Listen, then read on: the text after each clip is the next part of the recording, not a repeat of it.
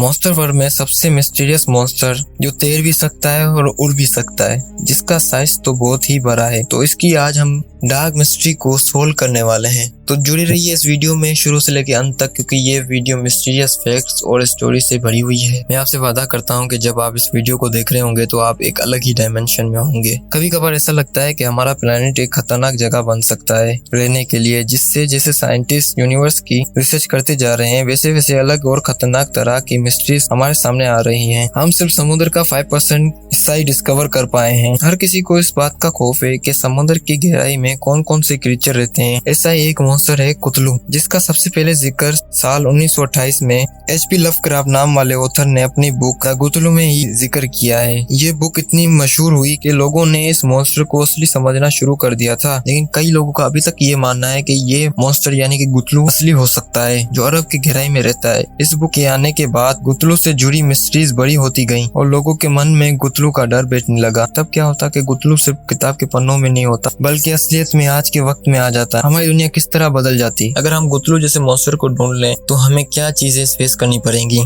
तो चलिए इन क्वेश्चन के आंसर ढूंढते हैं। HP लवक्राफ्ट में गुतलू को गुतलू से नहीं बल्कि अजीब नाम से पुकारा गया है। किताब में ऐसा लिखा गया है कि गुतलू का नाम किसी एलियन लैंग्वेज में लिखा गया है, जिसे इंसान ना तो समझ सकता है ना ही बोल सकता है। किताब में कुछ ऐसा लिखा गया है कि जैसे सुनकर आप भी गुतलू को असली समझने लगेंगे। किताब के मुताबिक गुतलू अर्थ का क्रीचर नहीं बल्कि इसका जन्म नेबुला 23 के नाम के प्लेनेट पर हुआ था और कई सालों के बाद गुतलू अर्थ पर आकर यहीं बस गया। अर्थ पर आने के बाद गुतलू का कई और भी भयानक मॉन्स्टर से मुकाबला हुआ, लेकिन आखिर में सब ने अर्थ पर पीस से रहने का फैसला किया। ऐसा माना जाता है कि गुतलू ने अरब सागर में रहने का फैसला किया था और रेले नाम का शेर तैयार किया। शेर बनाने के बाद वो अरब सागर की गहराई में गहरी नींद में चला गया। सब कुछ ठीक था, लेकिन डायनासोर के अंत के दौरान अर्थ पर एक बड़ी आफत आ गई थी और गुतलू का बनाया गया शेर भी पानी में डूब गया और गुतलू अरब सागर की गहराइयों में कैद हो गया। कहते हैं कि जिस दिन कोई शख्स गुतलू के गुमनाम शेर को ढूंढ लेगा, तो तब गुतलू अपनी कैद से बाहर आ जाएगा और दुनिया में फिर से कब्जा करना शुरू कर देगा। इसका बनाया हुआ शेर बड़े बड़े पत्थरों से बना हुआ था, लेकिन आपको ये सुनकर हैरानी होगी कि साइंटिस्ट को ऐसे तरह के पत्थर और चट्टानें मिली हैं जिससे वाकई ऐसा कोई शेर अर्थ पर था। गुतलू को एक बहुत ज्यादा बड़ा क्रीचर माना गया है, जो 150 से 160 फीट तक ऊंचा है। गुतलू का मुंह एक ऑक्टोपस जैसा है, जिसके 40 बहुत बड़े और तलवार से भी तेज दांत हैं। इसके इंसानों जैसे हाथ पैर हैं, लेकिन सबसे खतरनाक बात तो ये है कि इसके पीठ पर ड्रैगन जैसे पर हैं,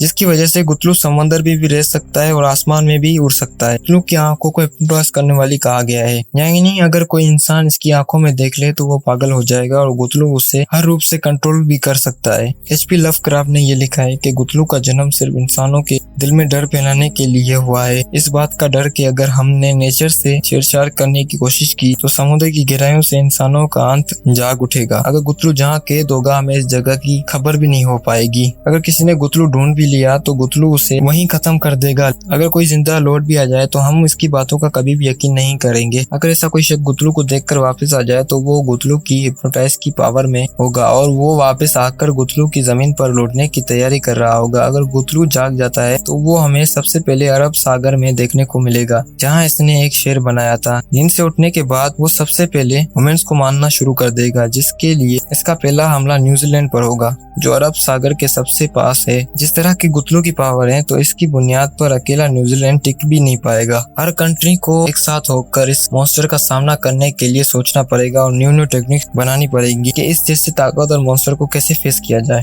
गुतलू इतना ताकतवर है कि उसे सिर्फ न्यूक्लियर बम से ही टक्कर दी जा सकती है, लेकिन इस जैसे मॉन्स्टर को मारने के लिए कितने न्यूक्लियर बम लगेंगे ये बताना मुश्किल है। अगर वीडियो अच्छी लगी हो तो वीडियो को लाइक करें और चैनल को सब्सक्राइब करके ऑल नोटिफिकेशन पर क्लिक कर दें, क्योंकि मेरी अगली वीडियो मेगालोडॉन से भी ज्यादा खतरनाक मॉन्स्टर यानी कि मोसासोरस पे आने वाली है और उस वीडियो में मैंने बहुत सारी मिस्ट्रीज को सोल्व किया है। तो आप हमें कमेंट करके भी बताएं कि आपको अगली वीडियो किस टॉपिक पे चाहिए। हम उस कमेंट पर जल्दी ही वीडियो बनाएंगे। Thanks for watching. Take my pride away from me.